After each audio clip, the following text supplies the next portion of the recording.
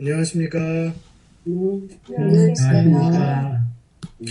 화면으로나마 이렇게 한 주간 힐탑교회 성도님들과 함께 하나님의 복음을 나눌 수 있도록 인도하신 하나님께 진심으로 감사를 드립니다. 또 날마다 시작할 때 정말 값지고 은혜로운 기도로 저희들의 마음을 또 하늘로 향하도록 우리 기도해 주시고 인도해 주시는 우리 모든 성도님들께도 진심으로 감사를 드립니다. 사람을 변화시키는 능력은 사람의 능력이 아니라 성령의 능력이라고 말씀하셨습니다. 이번 한 주간 비록 부족한 입술로 한 입술로 말씀이 증거되었지만 하나님의 말씀은 살아있고 운동력이 있고 좌우의 낯선 어떤 검보다도 예리하고 저희의 심령에 저희들의 생에 꼭 필요한 말씀으로 하나님께서 직접 주실 줄로 믿습니다. 아멘. 이번 한 주간 우리 모든 성도님들의 마음이 하나님께로 온전히 향해지시고 또 돌이키시고 하나 되시는 그런 축복이 가득하시기를 또 이 안식일이 되시기를 간절히 바랍니다. 아멘. 이제 내일은 그래도 안식일 날 직접 뵙고 말씀을 드릴 수 있게 되었습니다. 조금은 더 설레이시나요? 네. 네. 제가 사정상 내일 말씀을 증거하고 나면 또 로마린다교회 설교 계획이 본래대로 있는 바람에 제가 말씀만 예배만 드리고 이제 와야 되는 상황이긴 하지만 그러나 오늘 우리가 말씀을 증거하고 또 하나님 안에서 계속 가까이에서 좋은 교제가 주님 안에서 이루어질 줄로 믿습니다. 제가 오늘도 준비된 말씀을 우리 화면을 통해서 같이 증거하도록 하겠습니다.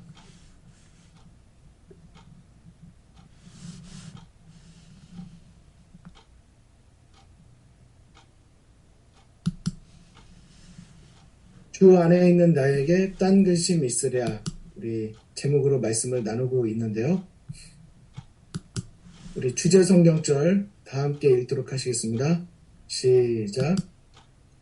그러므로 이제 그리스도 예수 안에 있는 자에게는 결코 정죄함이 없나니 이는 그리스도 예수 안에 있는 생명의 성령의 법이 죄와 사망의 법에서 너를 해방하였습니다.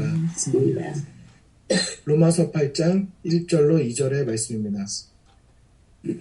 우리 이 말씀대로 이번 한 주간 우리가 함께 살펴보는 성경의 말씀, 또 인물, 또 그들을 대하시는 예수님과 우리 하나님, 또 성령 하나님의 역사를 우리가 함께 보실 때 그 분을, 하나님의 어떠하심을 깨달으실수록 우리 그 사랑이 생명의 성령의 법이 되어 죄와 사망의 법에서 우리 모든 성도님들을 해방시켜 주시기를 간절히 바라고 우리 모두가 예수 안에 있는 자, 참된 그리스도인으로 새롭게 거듭나는 역사가 있게 되시기를 간절히 소망합니다. 아멘. 지난 4일이죠? 네, 오늘까지 5일째인데 우리 함께 보셨던 인물들을 잠깐 돌아보도록 하시겠습니다.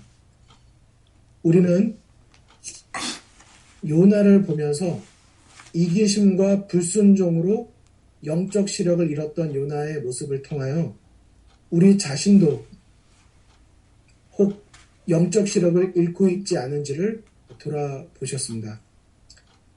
그리고 또 다른 인물로 바디메오를 보셨는데요.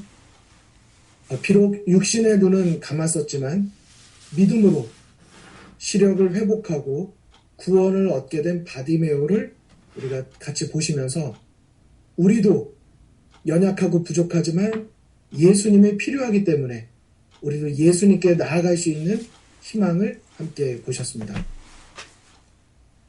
그리고 누가복음 5장의 베드로를 통하여 믿음의 순종과 죄의 고백으로 영적 시력을 회복한 베드로의 모습을 보면서 우리들도 다시 예수님을 우리의 주요 구주로 모실 수 있도록 우리를 부르시는 예수님의 음성을 들으셨습니다.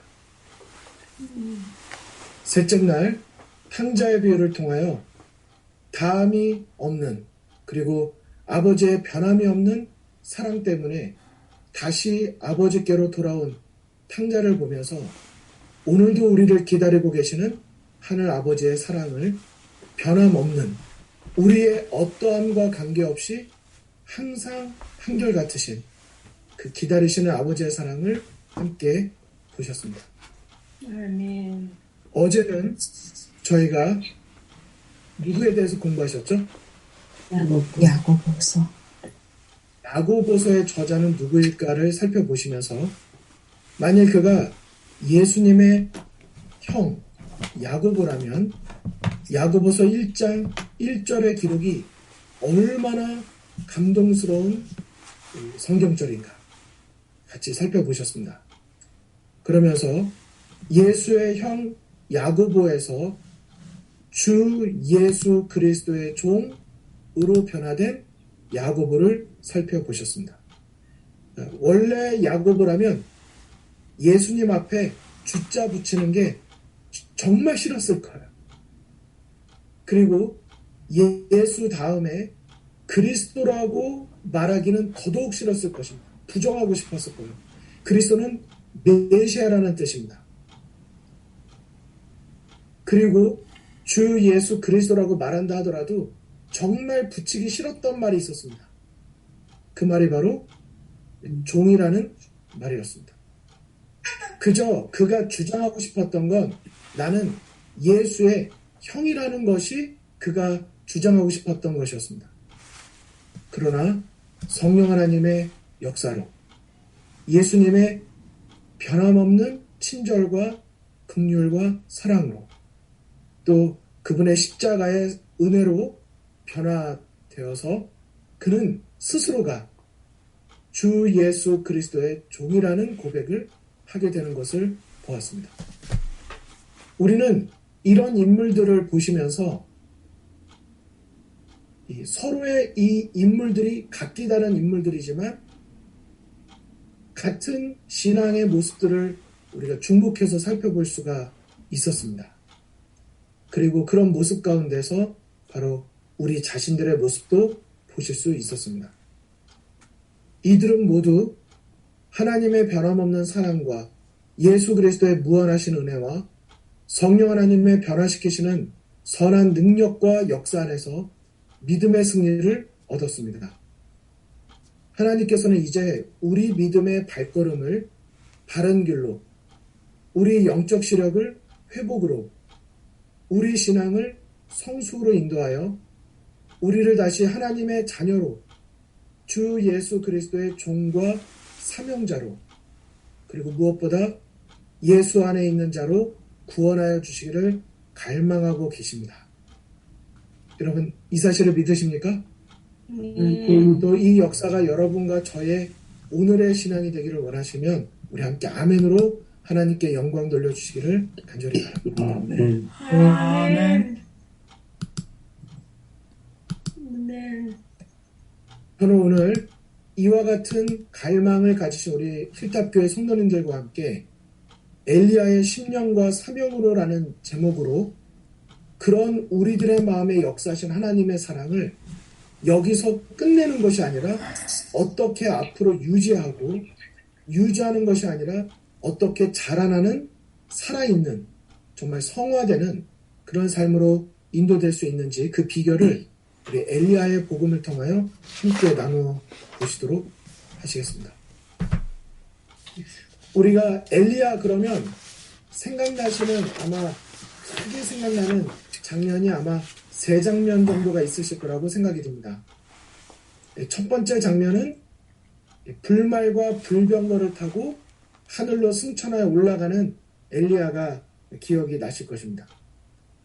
그 엘리야는 어제 보셨던 그 야고보서 5장 17절과 18절에 보면 이렇게 기록이 되어 있습니다.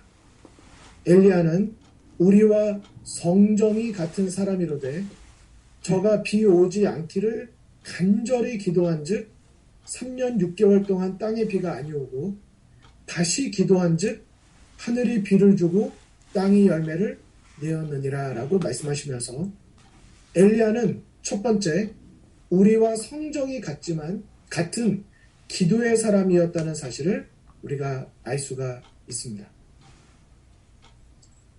두 번째는 예수님의 변화산 기도의 순간에 나타났던 우리 모세와 엘리야를 기억하실 수 있습니다. 흥미로운 사실은 앞서서도 기도하는 엘리야를 말했고 모세와 엘리야가 예수님께 나타날 때도 예수님께서 뭐 하시는 중이셨습니까? 기도하는 중에 나타나셨다는 사실입니다.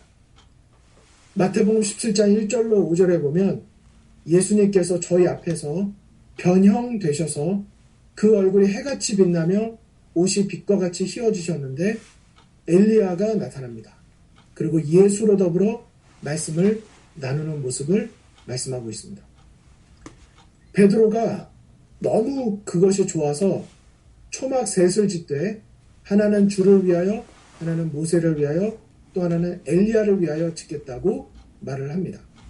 그리고 하늘에서 이른 내 사랑하는 아들이여 내 기뻐하는 자라고 하는 선포가 있습니다. 여러분 이 선포는 또 언제 있었죠? 예수님께서 침례 요한에게 침례를 받으시고 물에서 올라오실 때 하늘에서 비둘기같이 성령이 임하시고 바로 이와 동일한 선포가 있었다는 것을 기억을 하실 것입니다. 그래서 우리가 엘리야에 대해서 두 번째로 알 수 있는 것은 엘리야는 죽음을 맛보지 않고 승천한 사람이라는 사실을 우리가 알 수 있습니다. 그래서 마태복음 17장에 대한 우리 재림교회 성경 주석에도 죽음 가운데에서 부활한 모세와 죽음을 맛보지 않고 승천한 엘리야, 이 두 사람은 모든 시대를 통하여 구속받은 자들이 영광 중에 그분과 함께 있게 될 영광의 왕국의 모형으로 예수와 함께 나타난 것이라고 말하고 있습니다. 그러므로 엘리야는 우리에게 소망이 되고 있습니까? 네. 모세는 죽었다가 부활하여 하늘에 간 자이지만 엘리야는 살아서 승천한 자를 말하고 이 두 대표자가 예수님, 십자가를 앞두고 있는 예수님을 만나면서 바로 우리도 이와 같은 예수님을 믿는 자로 살 때에 우리가 죽어도 살겠고 살아서 죽지 않는 이 놀라운 영생의 축복과 특권을 우리에게 말씀해 주시고 있는 것입니다. 네. 여러분 이 약속이 여러분과 저에게 소망이 되고 감사가 되기를 간절히 바랍니다. 세 번째로 기억나는 장면이 있다면 빼놓을 수 없는 엘리야의 장면, 바로 이 장면입니다. 하늘에서 불이 내려오는 사건이죠. 열왕기상 18장 19절부터 22절까지인데 제가 22절이라는 말을 안 적었습니다.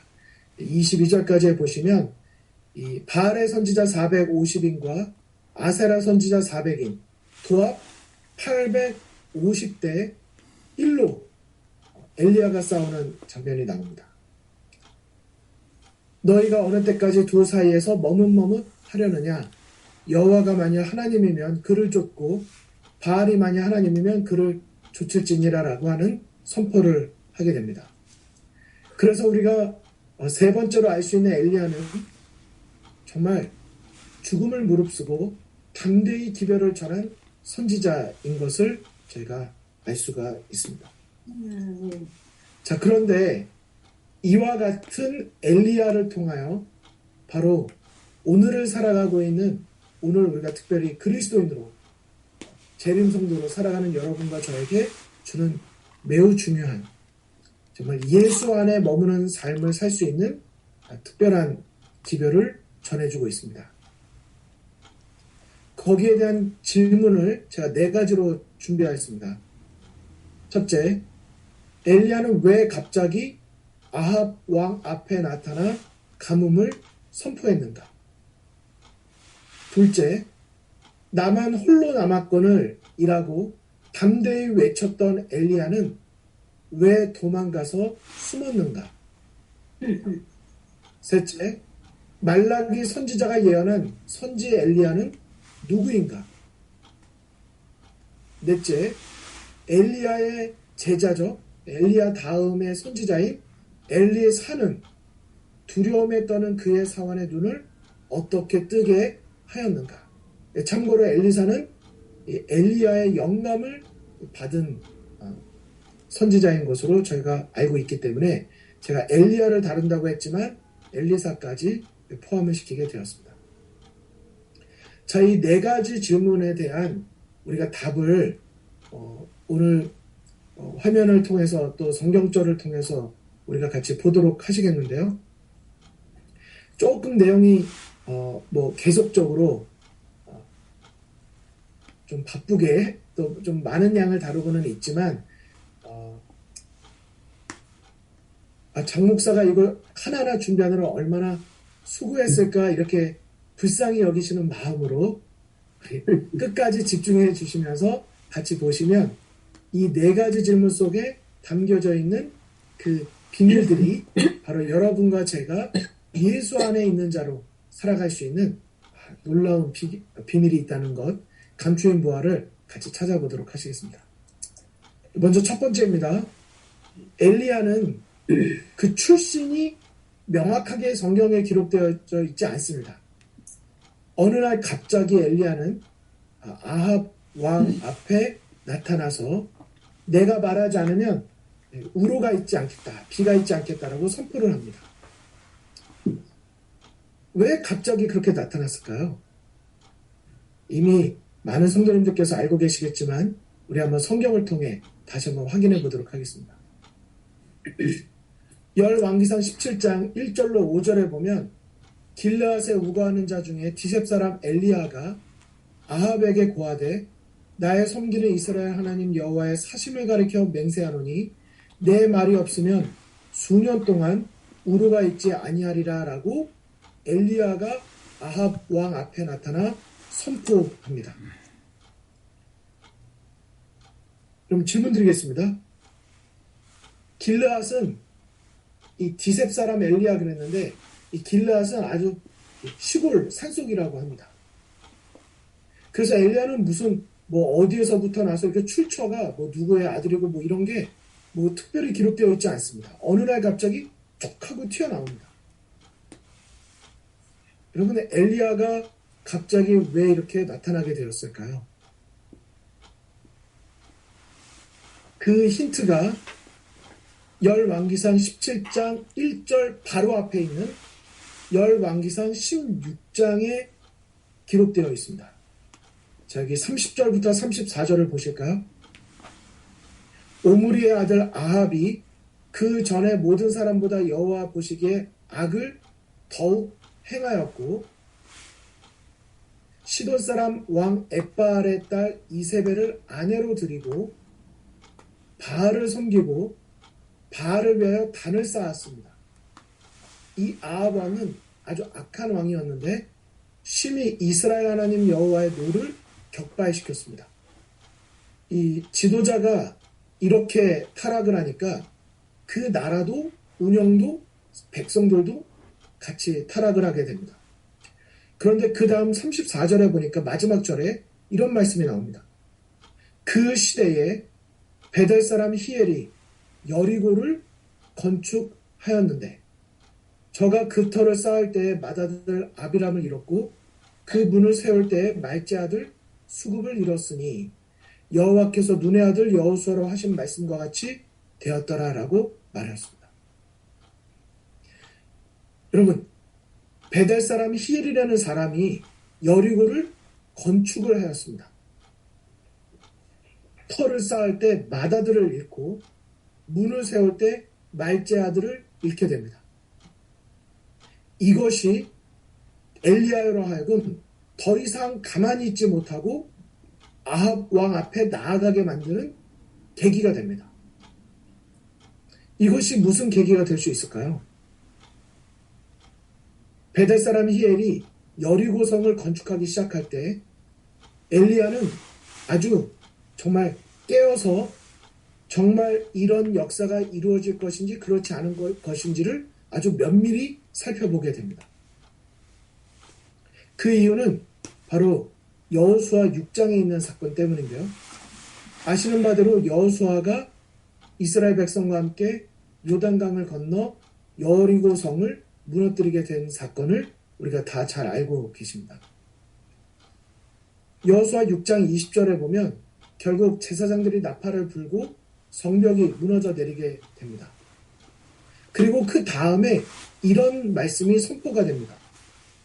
여호수아가 그때 맹세하여 무리로 경계하여 가로되 여리고 성을 누구든지 일어나서 건축하는 자는 여호와 앞에서 저주를 받을 것이라. 그 기초를 쌓을 때에 장자를 이룰 것이요 문을 세울 때에 계자를 이루리라 하였더라. 여러분, 하나님의 말씀이 살아있고 하나님의 말씀대로 이 세상의 역사가 이루어질 것을 누가 믿었습니까? 엘리야가 믿었고 여호수아가 믿었습니다. 엘리야는 하나님의 말씀대로 이 지구상의 모든 역사가 이루어지는 것을 두 눈으로 똑똑히 보았습니다. 여호수아 6장에 기록된 그 예언, 만약에 이 무너져 내린 여리고성을 누군가가 다시 건축한다면 기초를 쌓을 때 장자를 이룰 것이고 문을 세울 때 계자를 이룰 것이라는 이 말씀이 살아있는 말씀인 것을 두 눈으로 똑똑히 본 것입니다. 그런데 신명기 28장에 보면 축복과 저주가 기록되어져 있습니다. 알고 계시죠? 신명기 28장에.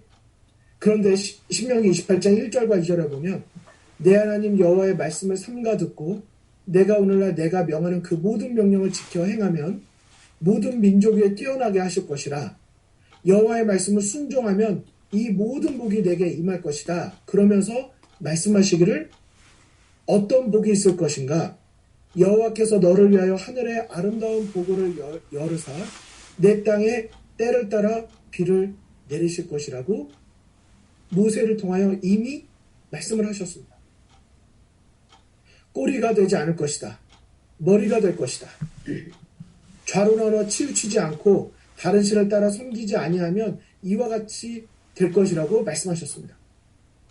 그런데 15절 이후에 보면 여호와 하나님의 말씀을 순종하지 않고 그 모든 명령과 규례를 지키지 않고 하나님을 돌이켜 떠나면 여호와께서 비 대신 티끌과 모래를 내 땅에 내리게 될 것이라고 말씀하셨습니다. 그러므로 아합 왕 시대 때 너무나도 타락하고 하나님을 떠났기 때문에 그 결과는 무엇이었습니까? 땅에 비가 내리지 않을 것이 불보듯 뻔한 결과가 되는 것입니다. 결국 하나님께서는 말씀하신 대로 그 역사를 이루게 되십니다. 엘리야는 우리가 한 가지를 발견할 수 있는 것이 있습니다. 엘리야는 하나님의 말씀이 살아있고 하나님의 말씀대로 이 모든 역사가 이루어진다는 사실을 그는 확신하였습니다. 여러분, 여러분과 저는 어떻습니까? 하나님의 말씀에 대한 믿음을 가지고 계십니까? 우리의 인생에 우리가 의지할 것은 우리의 추측이나 우리의 경험이나 우리의 결심이나 어떤 사람이 아니라 오직 하나님의 말씀만이 우리가 의지할 수 있는 유일한 희망이라는 사실을 우리도 엘리야와 같이 갖게 되시기를 간절히 바랍니다. 아멘. 엘리야의 기도가 응답된 것은 그냥 기도만 하였기 때문이 아닙니다.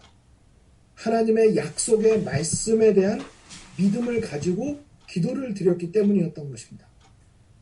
하나님의 말씀 없는 기도 온전할 수가 없습니다.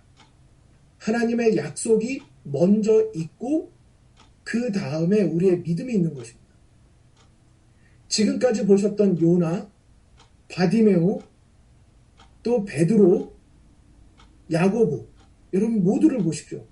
그들이 하나님께 그들의 신앙과 그들의 삶을 드리기 전에 먼저 하나님의 다가오심, 먼저 하나님의 약속의 말씀이 있었다는 것을 우리는 깨닫게 되는 것입니다. 엘리야의 출현도 먼저 무엇이 있었습니까? 하나님의 말씀, 그 말씀이 살아있음에 대한 믿음. 그래서 엘리야는 그렇게 말씀을 사모하고 말씀에 기초한 신앙을 살고 있었기 때문에 이제 이렇게 타락해 있는 나라에 비가 오지 않을 것을 확신했고, 하나님은 그런 말씀에 사로잡힌 자를 통하여 아합 왕 앞에 가서 비가 오지 않을 것을 선포하게 하시는 것입니다. 하나님 안에 거하는 자, 바로 하나님의 말씀 안에 거하는 자임을 기억하시기를 간절히 바랍니다. 하나님의 말씀에 대한 연구, 하나님의 말씀을 따르고자 하는 내 삶의 빛으로, 등으로 삼는 겸손한 생애, 하나님의 말씀을 내 삶에 언제나 앞에 두는 생애가 될 때 우리는 말씀이 육신이 되어 우리 가운데 거하시네, 바로 말씀이신 예수님 안에 거할 수 있음을 기억해야 할 것입니다. 예수님 안에 거한다고 하면서 말씀이 육신이 되어 우리 가운데 거하신 예수님 안에 거하지 않는다면, 말씀 안에 거하지 않는다면 우리는 예수님 안에 거할 수가 없다고 하는 사실인 것입니다. 그러므로 항상 우리 엘리야를 생각하실 때마다 엘리야의 시작은 하나님의 말씀에 대한 연구와 그 말씀대로 이루어짐에 대한 확신이었다는 사실을 기억하고, 우리도 하나님의 약속의 말씀을 항상 우리의 생애의 첫째 자리에 두게 되시기를 간절히 바랍니다. 두 번째는 이것이 질문입니다. 나만 홀로 남았거늘 이라고 담대히 외쳤습니다. 아까는 제가 색깔 표시를 안 했지만 지금 여기 한번 보실까요? 너희가 어느 때까지 둘 사이에서 머뭇머뭇 하려느냐, 아주 담대히 외쳤는데 이때 몇 대 몇으로 싸웠다고 그랬습니까? 450. 다 합치면 850대 1로 싸운 것입니다. 근데 나만 홀로 남은 것이 이때 엘리야에게 부끄럽고 두렵고 초라한 것이었습니까? 그렇지 않습니다. 나만 홀로 남았지만 그러기 때문에 더더욱 하나님의 역사와 하나님의 영광을 온전히 드러낼 수가 있었습니다. 그는 내가 하나님의 편에 있는 것처럼 담대하게 너희들도 하나님 편으로 오라고 외치고 있는 것입니다. 그런데 이 다음에 있는 성경절들을 한번 쭉 제가 좀 빠르게 보도록 하겠습니다. 이제 그 다음에 성경절이거든요. 열왕기상 18장 23절부터 보면 이 얼마나 엘리야가 담대한지 몰라요. 너희는 너희 신의 이름을 부르라. 나는 나의 여호와의 이름을 부르겠다. 불러 응답하는 신 그가 진짜 하나님이다. 니네부터 해라. 아침부터 낮까지 바알의 이름을 부르고 아무 소용이 없습니다. 그러자 이제 오정이 되니까, 정오가 되니까 엘리야가 저희를 조롱합니다. 더 큰 소리로 부르라고. 너희 신이 신이라면 지금 왜 대답이 없느냐? 묵상하고 있는지, 잠깐 나갔는지, 길을 행하는지, 혹 잠들어서 깨워야 할 것인지 막 이렇게 말합니다. 그러자 저희가 더 큰 소리로 피를 흐르기까지 몸을 상하면서 그들의 신을 부릅니다. 저녁 소재 들을 때까지. 하지만 응답이 있습니까? 없습니까? 없어요. 있을 수가 없죠. 그냥 없는 게 아니라 있을 수가 없어요. 신이 아니니까. 아무 소리도 없고 아무 응답하는 자도 없고 아무 돌아보는 자도 없더라 그랬습니다. 그런데 그 다음 30절부터 보면 엘리야가 나만 혼자 남아있지만 모든 백성을 향하여 말합니다. 내게로 가까이 오라. 그리고 여기 제가 색칠한 거 보실까요? 두 가지 아주 중요한 말이 나옵니다. 엘리야가 무너진 여호와의 단을 수축합니다. 그리고 수축할 때 그냥 한 게 아니라 나 잘 봐 이런 마음이 아니라 자기는 완전히 비우고 여호와의 이름을 의지하여, 여호와가 자기가 대단해서 불이 내려온 게 아닙니다. 하나님이 엘리야가 무서워서 하나님께서 응답하신 것이 아닙니다. 엘리야가 요나와 다르게 자신을 완전히 비우고 여호와의 이름을 온전히 의지하여 이 하나하나를 쌓기 시작합니다. 제단은 예배죠. 우리도 그와 같이 우리의 예배를 하나님께 드려야 합니다. 삶이 예배로 우리도 우리의 무너진 여호와의 단을 다시 회복해야 합니다.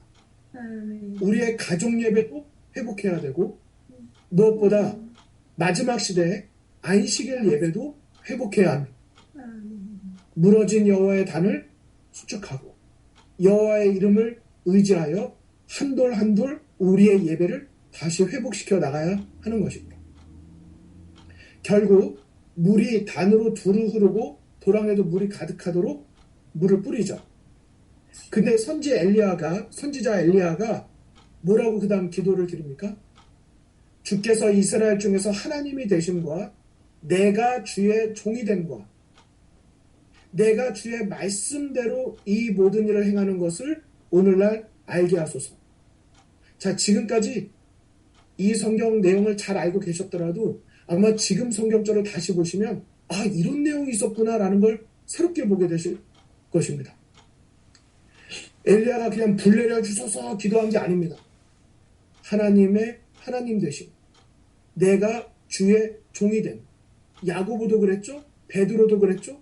다 이 겸비함이 필요한 것이고, 엘리야는 주의 말씀대로 이 모든 일을 행하는 것을 오늘날 알게 하소서 하고, 자기에게 영광을 돌리는 것이 아니라 모든 것이 하나님의 뜻대로 되는 것임을, 하나님의 말씀을 높입니다. 여호와여 내게 응답하소서, 내게 응답하소서.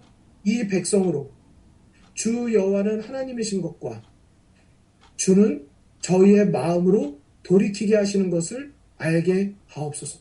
자, 여기 아주 중요한, 제가 글씨를 좀 크게 했는데요, 이거 아주 중요합니다. 엘리야가 뭐라고 기도를 드렸어요? 하나님은 저희의 마음을 돌이키게 하시는 것을 알게 하옵소서라고 말합니다. 엘리야의 사명은요, 마음을 돌이키는 사명입니다. 탕자도 그의 마음을 뭐 했습니까? 돌이켰습니다. 돌이켰던 진짜 이유가 무엇이라는 것을 우리가 이번에 보셨죠? 사랑입니다. 아버지의 사랑입니다. 이에 여호와의 불이 내려서 번제물과 나무와 돌과 흙을 다 태우고 도랑의 물을 핥았다고까지 표현했습니다. 그러자 모든 백성이 여호와 그는 하나님이시로다, 여호와 그는 하나님이시로다라고 말하고 결국 바알의 선지자들을 처단하게 됩니다. 자, 그 다음에 엘리야가 이제 이렇게 된 다음에 아합에게 말하기를 올라가소서 먹고 마시소서 큰 비소리가 있나이다라고 말합니다. 근데 사실 큰 비소리가 있었나요, 없었나요? 이거는 하나님의 약속에 대한 믿음의 선포였습니다. 엘리야는 믿음의 사람이었습니다. 그리고 갈멜산 꼭대기로 올라가서 땅에 꿇어 엎드려 그의 얼굴을 무릎 사이에 넣었습니다. 이 무릎 사이에 넣었다는 것이 뭘 뜻하죠? 기도입니다. 엘리야의 생에서 빼놓을 수 없는 것, 말씀, 믿음, 기도입니다. 7번까지 다시 가라, 바다에서 사람의 손만한 작은 구름이 일어나나이다 라는 사환의 이야기를 듣습니다. 그리고 일어나서 나아갑니다. 결국 그의 간절한 무릎 사이에 얼굴을 집어넣는, 간절하게 자기의 자아를 비우는, 이 선지자 왕 예언의 신을 읽어보면 그가 7번 기도하는 동안에 그는 철저히 자아를 비우는 기도를 드리게 됩니다. 나의 죄를 회개하고, 혹시 나의 생각지 못한 이런 죄 때문에 응답이 없을까요? 그가 완전히 자아를 비우는 기도를 드립니다. 요나 선지자는 자기의 명예를 지키려 하다가 그만 실수를 범했는데 엘리야는 어떻게 합니까? 내가 이 정도로 대단한 사람이야. 하늘에서 불이 내려왔어. 자기의 명예에 도취되지 아니하고 오히려 자아를 더 완전히 비우는 마음으로 기도를 드려 응답을 받게 되는 것입니다. 우리의 기도에 응답이 없는 것은 하나님이 손이 짧아 구원하지 못하심이 아니라 자기 욕심 때문에, 우리의 욕심 때문인 것을 우리는 기억해야 할 것입니다. 욕심이 있는데 응답하셨다가는 우리가 교만해져서 우리를 구원하지 못하시기 때문에 하나님은 응답을 지체하시더라도 우리의 기도를 지체하심으로라도 우리를 겸비하게 하셔서 우리를 구원하시기를 원하시는 분이 바로 여러분과 저의 하나님이신 것을 잊지 않게 되시기를 간절히 바랍니다. 결국 이렇게 비가 오기 시작했을 때 엘리야가 여호와의 능력이 엘리야에게 임하게 되고 엘리야가 아합 왕의 마차 앞에 이제 달려가기 시작합니다. 그런데 이렇게 19장으로 넘어가는데 아합 왕이 일어났던 이 모든 일을 이세벨에게 말했더니 이 이방 여인, 우상을 숭배하는 이 여인이 아주 표독하죠. 이세벨이 엘리야에게 사자를 보내서 말하기를 내가 내일 이맘때에는 정녕 내 생명으로 저 사람들 중 한 사람의 생명 받게 하겠다. 그렇지 않으면 신들이 내게 벌 위에 벌을 내림이 마땅하다라고 말합니다. 여러분, 이렇게 말했을 때 어떻게 원래 엘리야가 반응을 해야 마땅하죠? 신들 내게 벌 위에 벌을 내려? 너가 믿는 신이 누군데? 그거 다 가짜인데 하고 원래 담대하게 나아가야 합니다. 그러나 안타깝게도 엘리야는 이 말을 듣고 그 생명을 위하여 도망을 가게 되고 한 로뎀나무 아래 앉아서 죽기를 하나님께 구합니다. 두려워 떨면서 여호와여 넉넉하오니 지금 내 생명을 취하옵소서. 나는 내 열조보다 낫지 못하나이다.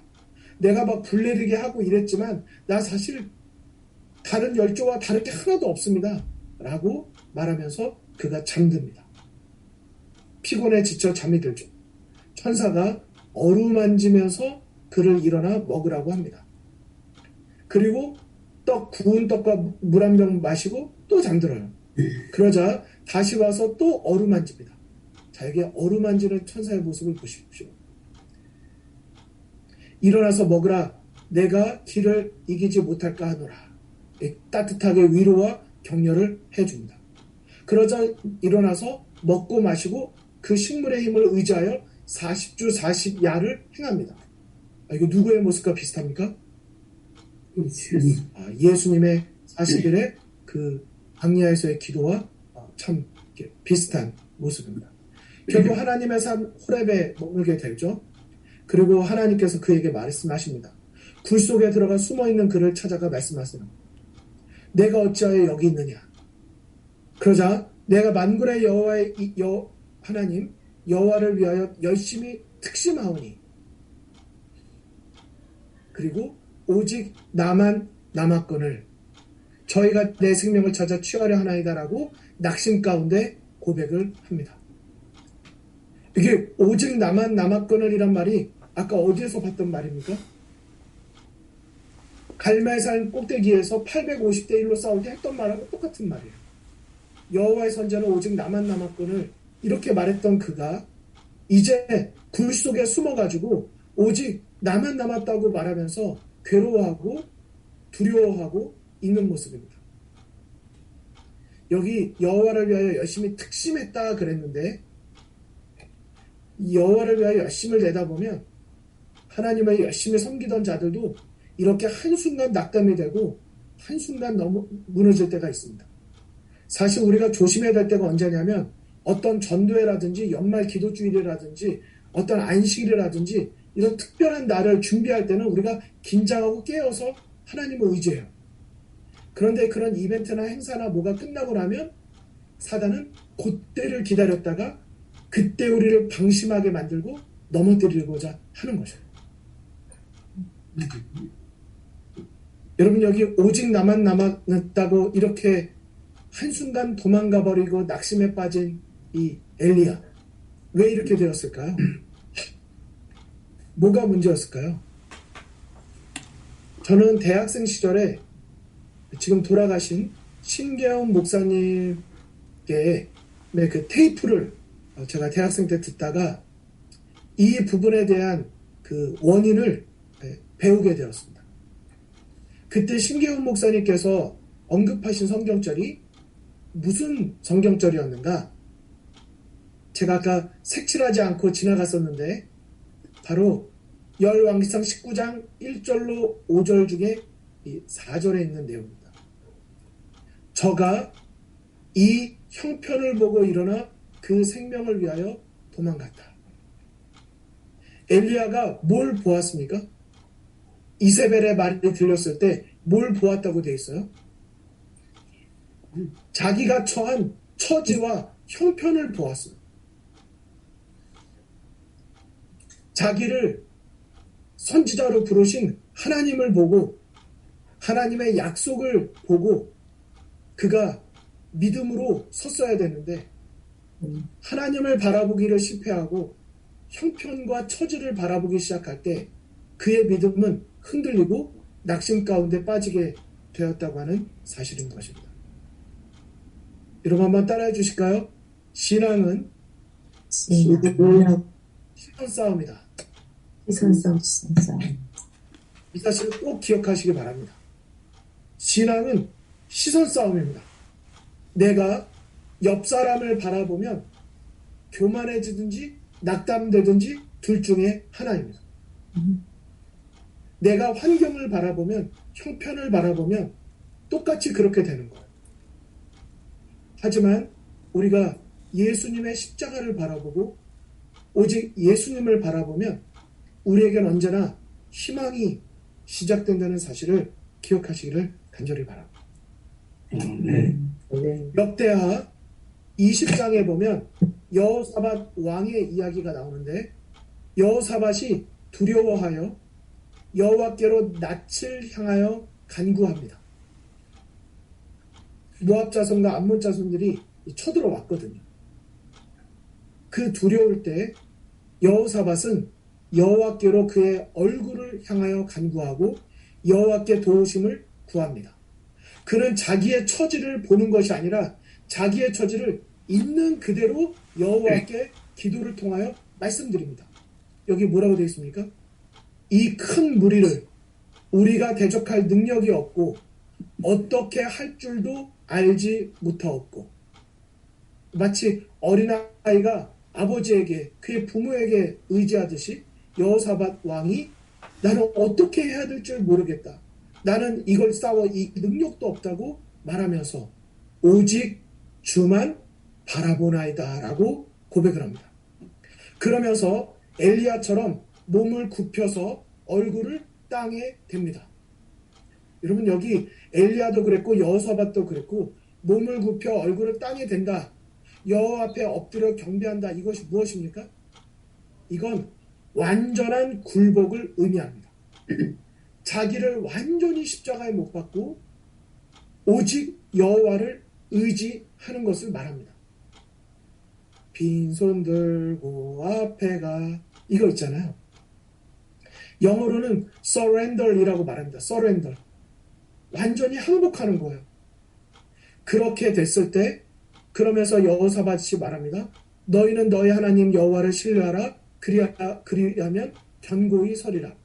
그 선지자를 신뢰하라. 그리하면 형통하리라라고 말합니다. 근데 그 다음에 있는 역대하 20장 23절의 말씀이 기가 막힙니다. 그 노래와 찬송이 뭐 할 때요? 시작될 때에 여호와께서 복병을 두어 유다를 치러 온 암몬 자손과 모압과 세산 사람을 치게 하심으로 저희가 패하게 됩니다. 이게 다 똑같습니다. 지금도 믿음으로 노래와 찬송이 시작될 때 승리했죠. 다니엘서 9장, 제가 여기 찾지 않지만 다니엘서 9장도 하나님 여호와께 기도를 시작할 즈음에 하나님께서 응답하셔서 천사를 보내십니다. 또요, 우리 첫날 보셨죠? 요나가 큰 물고기 뱃속에서 기도를 드릴 때 이미 하나님께서는 그 기도의 응답을 시작하시는 것입니다. 여러분, 그러므로 나의 어떠함에 고민하지 마시고 두려울 때, 염려가 될 때, 어떤 문제 앞에 있으실 때 우리 먼저 무릎 꿇어 기도드리게 되시기를 간절히 바랍니다. 우리가 기도드리는 것은 나에게 희망을 주는 것이 아닙니다. 나는 절망적이고 나에겐 아무 희망이 없기 때문에 믿음으로 하나님께 기도를 드리고 나아가는 것입니다. 결국 그 다음에 보니까 어떻게 됩니까? 여호와께서 너는 나가서 여호와의 앞산에 서라 말씀하시고 여호와께서 지나가시는데 바람 가운데 여호와께서 안 계시고 지진 가운데 안 계시고 불 가운데 안 계시고 불 후에 세미한 소리가 있는데 그때 여호와가 그 세미한 음성에서 여호와의 말씀을 듣습니다. 그리고 또 이야기해요. 오직 나만 남았거늘 또 말합니다. 그러자 세미한 소리 가운데 여호와께서 말씀하십니다. 이스라엘 가운데 7천인을 남기리니 다 무릎을 바알에게 꿇지 아니하고 다 그 입을 바알에게 맞추지 아니한 자다.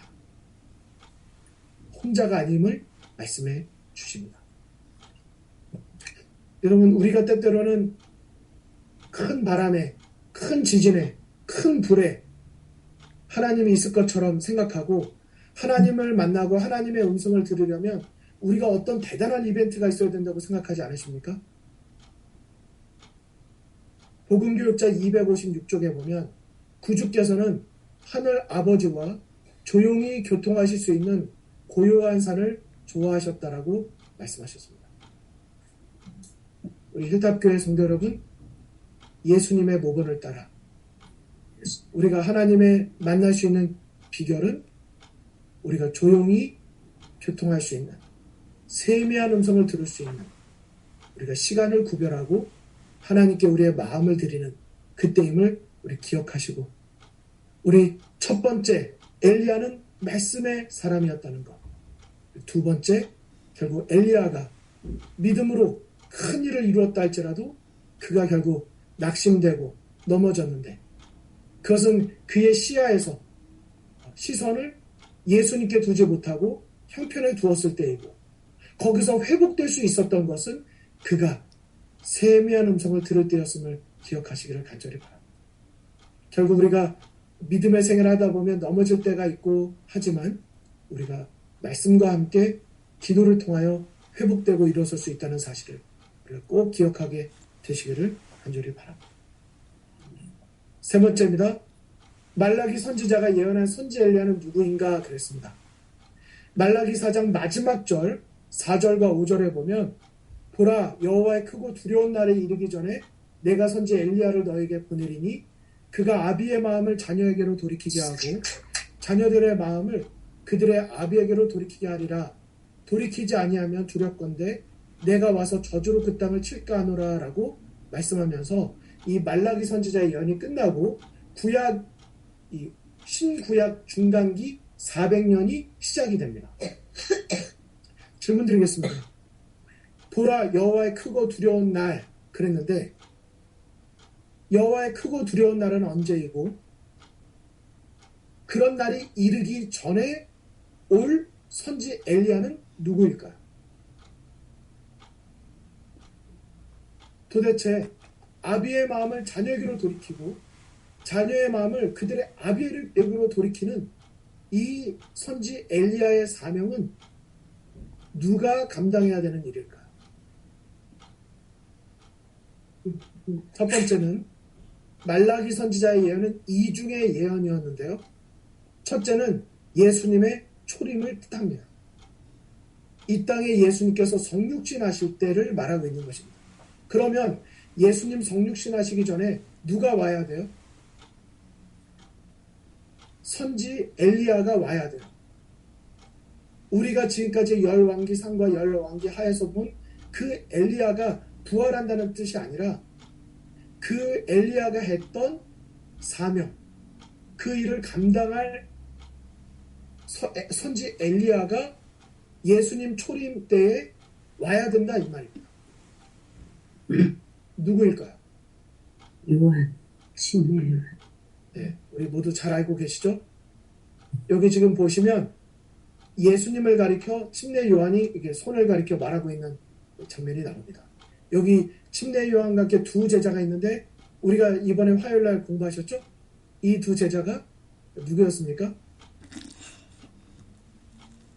안드레와 요한이었습니다. 그래서 이 이야기를 듣고 가서 자기의 형제들을 이제 전도하는 것을 우리가 알게 되죠. 그런데 이때 이 선지 엘리야 예수님의 초림 때 이 침례 요한이 회개하라 천국이 가까웠느니라 라고 말합니다. 그러면서 사람들이 물어봐요. 내가 누구냐고. 너가 엘리야냐? 그랬더니 나는 엘리야는 아니라고 말합니다. 그는 엘리야가 아니었죠. 그는 침례 요한입니다. 그러나 그는 그 자신에 대하여 말하기를 나는 선지자 이사야의 말과 같이 주의 길을 곧게 하라고 광야에서 외치는 자의 소리라고 말합니다. 그러니까 자기가 주인공이 아니에요. 주님께서 오실 길을 예비하는 자인 것입니다.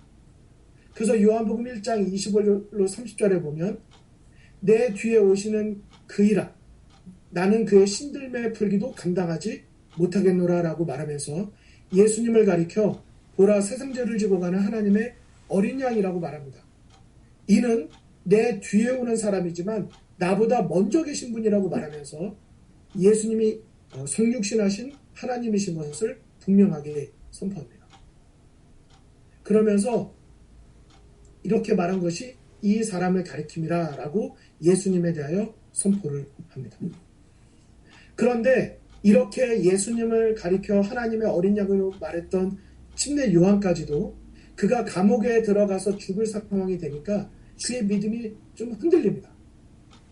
그래서 자기 제자를 예수님께 보내어서 말을 하죠. 오실 그이가 당신이 오니까 우리가 다른 일을 기다리오리까 라고 묻습니다. 그때 예수님께서 뭐라고 대답합니까? 누구든지 나를 인하여 실족하지 않는 자. 이 실족하는 건 믿음에서 미끄러지는 걸 말합니다. 믿음이 떨어지는 거야. 실족하지 않는 자는 복이 있도다라고 말하면서 그 다음에 뭐라고 되어 있습니까? 저가 내 길을 내 앞에 예비하리라 하신 것이 이 사람에 대한 말씀이니라. 만일 너희가 즐겨 받을진대 오리라 한 엘리야가 곧 이 사람이니라 라고 예수님께서 직접 말씀하시면서 말라기 선지자의 예언된 선지 엘리야 마음을 돌이켜 아비에게로 향하게 하는 그 사명을 감당한 사람이 바로 이 선지자 침례 요한인 것을 분명하게 밝혀주십니다.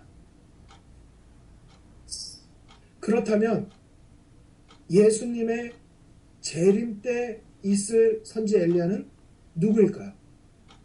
보라 크고 두려운 날 그랬는데 그것이 예수님의 초림을 말하면서 예수님의 재림을 말한다면 그 두 번째는 누구를 가리켜 말하고 있을까요? 이미 우리가 다 알고 계시지만 예수님의 크고 두려운 날 예수님의 재림을 앞서서 준비하는 광야에 외치는 자의 소리와 같은 침례 요한과 같은 그 사명 바로 세천사의 계별을 증거하는 그 여자의 남은 자손 하나님의 계명을 지키며 예수의 증거를 가진 자들 영원한 복음을 증거하는 자들 바로 여러분과 저를 말하고 있는 것입니다. 개치를 하시길 예수재림교회는 성경에 예언된 교회입니다. 영원한 복음 바로 우리에게 맡겨진 사명이고 하늘과 땅과 바다와 물들의 근원을 만드신 이를 경배하라 하신 이 복음에는 무너진 여호와의 단을 수축하는 엘리야의 사명 안식일의 복음을 회복하는 사명이 담겨져 있는 것입니다. 하지만 이때 우리가 기억해야 될 또 우리가 늘 주의해야 될 것이 있죠. 우리가 교단으로 또 나는 선택받은 자로 말하다가 우리가 사랑을 잃으면 안 될 것입니다. 누구든지 예수님을 주라 부르고 우리는 요나 선지자가 왜 하나님 앞에 부끄러운 선지자가 되었었는가? 영혼의 가치를 놓쳤기 때문이라는 사실. 그들도 예수님의 십자가의 피로 죽음받은 예수님의 보혈의 피값으로 우리가 우리 주변에 있는 영혼들을 볼 수 없다면 우리가 이 복음, 이 예언된 교회와 예언된 복음을 전하는 우리들이 또 다른 실수를 범하고 있다는 사실을 우리는 항상 깨어서 기억해야 할 것입니다. 그래서 세천사의 기별은 바로 이것입니다. 그들의 마음을 돌이키는 역사가 되는 것입니다. 아까 기억하시죠? 엘리야가 뭐라고 말했습니까? 주는 이들의 마음을 하나님께로 돌이키게 하는 자임을 알게 하리라 말하고 그게 바로 우리들의 사명입니다. 너희가 어느 때까지 두 사이에서 머뭇머뭇 하려느냐. 이것이 여러분과 제가 증거할 기별이고 바로 우리에게 말씀하시는 하나님의 음성입니다.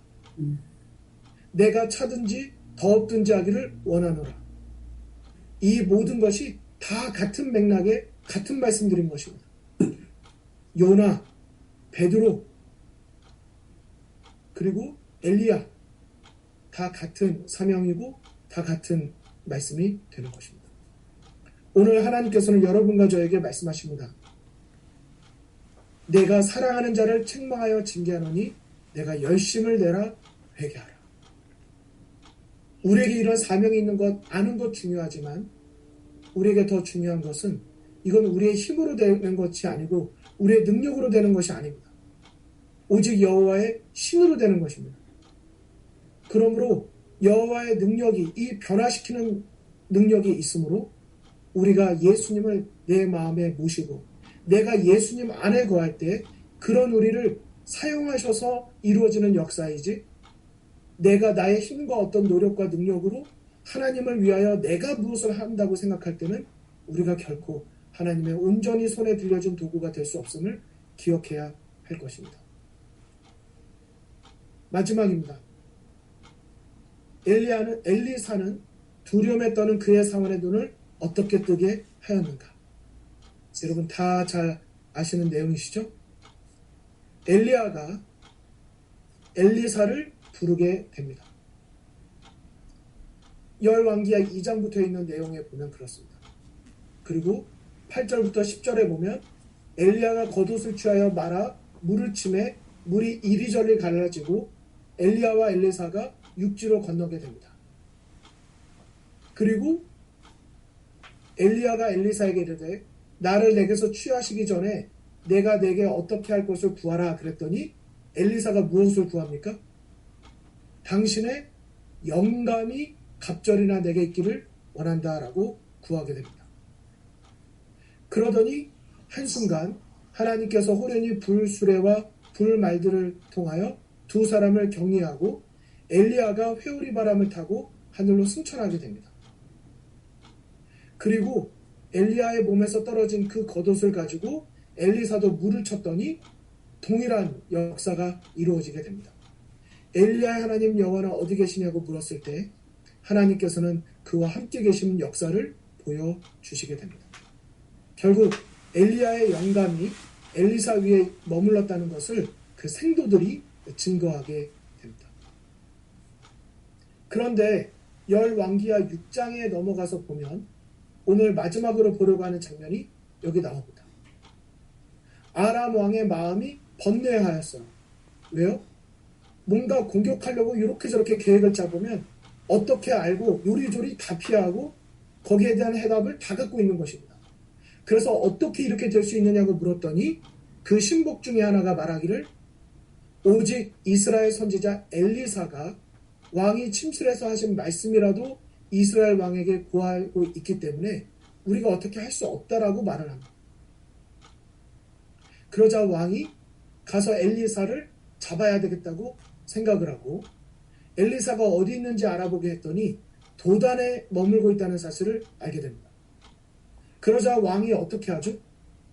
말과 병거와 많은 군사를 이 엘리사 한 명을 잡기 위하여 밤에 가서 그 성을 에워싸게 됩니다.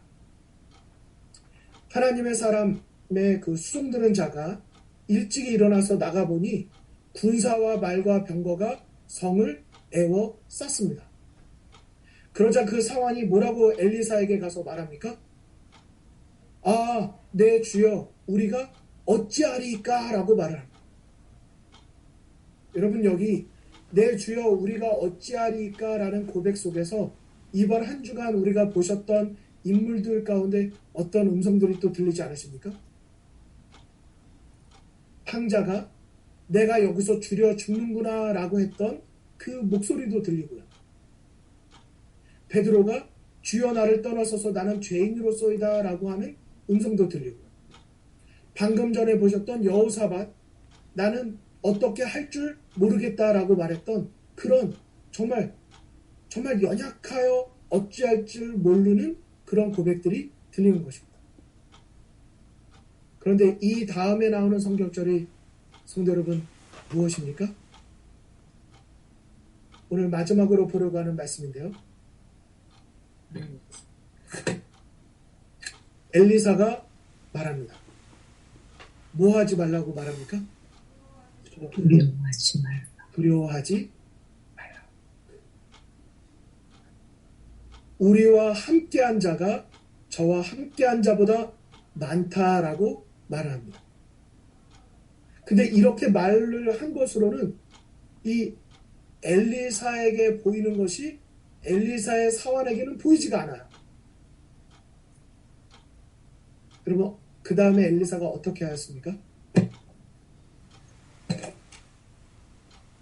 여기 보는 것처럼 이제 엘리사뿐만 아니라 엘리사의 사환도 이제 눈이 열리게 되는데요. 열왕기하 6장 17절에 보면 이렇게 되어 있습니다. 기도하여 가로되. 자, 뭘 하였다고요? 기도하였습니다.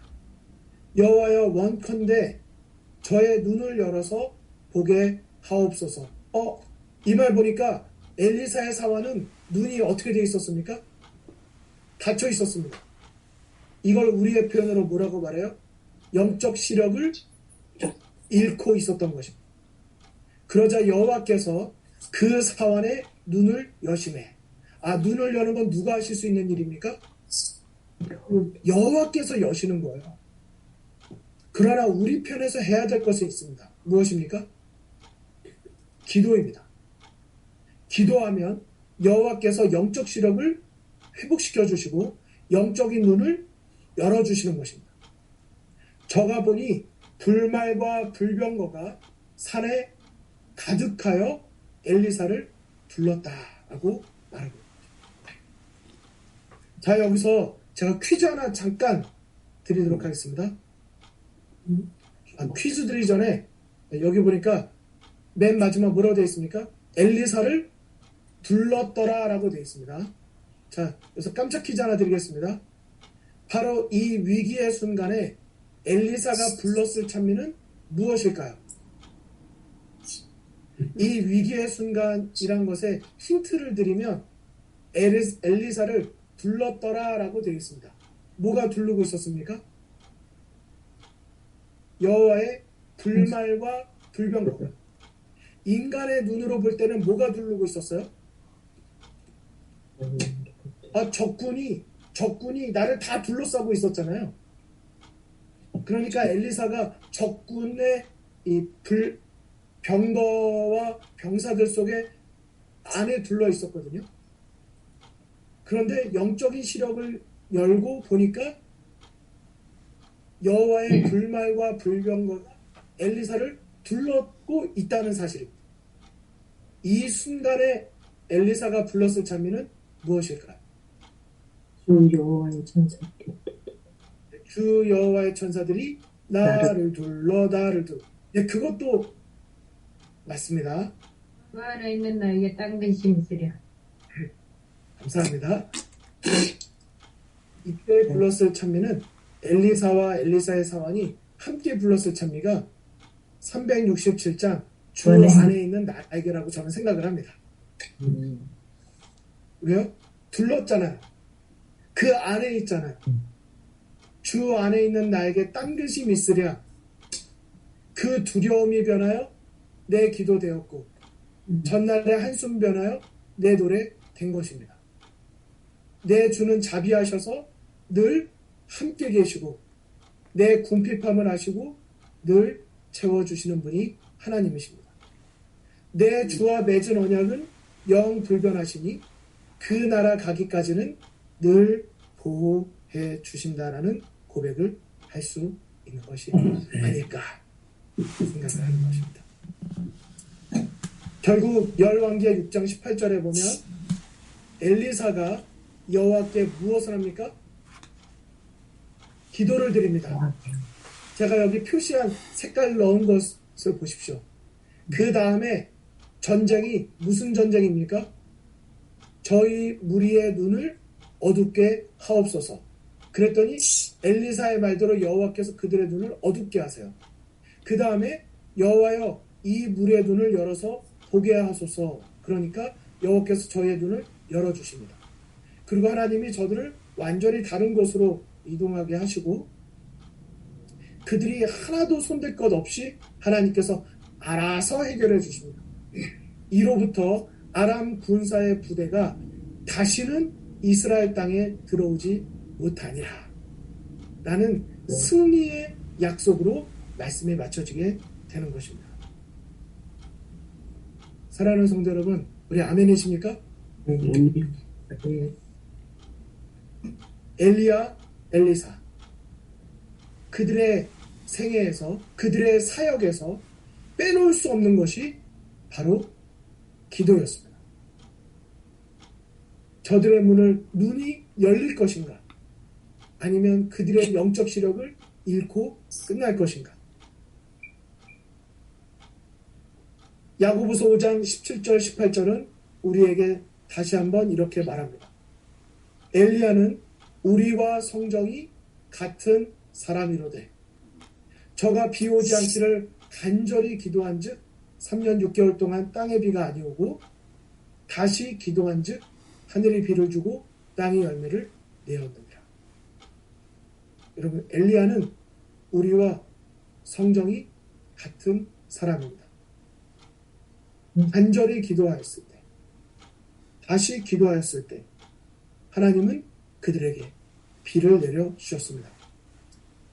하나님께서 이번 주간 또 이번 말씀을 통하여 우리의 마음에 메마른 우리의 심령에 하나님께서 늦은 비 성령을 정말 가득 부어주시고 우리로 하여금 간절히 기도하는 역사, 우리의 심령이 하나님 안에서 다시 새롭게 되는 역사를 우리 모두 경험하도록 인도해 주시기를 간절히 소망합니다.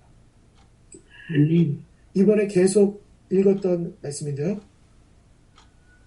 우리가 기도할 시간을 찾는다면 하나님은 응답할 시간을 찾으실 것이라고 말씀하신 이 약속이 우리의 마음에 용기가 되고 위로가 되고 희망이 되어서 우리가 다시 이 연말기도주를 맞아서 우리가 다시 기도하면서 하나님 안에서 우리 새 신앙, 새 믿음 우리 새롭게 다시 얻게 되시기를 간절히 바라면서 오늘 말씀을 마치도록 하겠습니다. 다 함께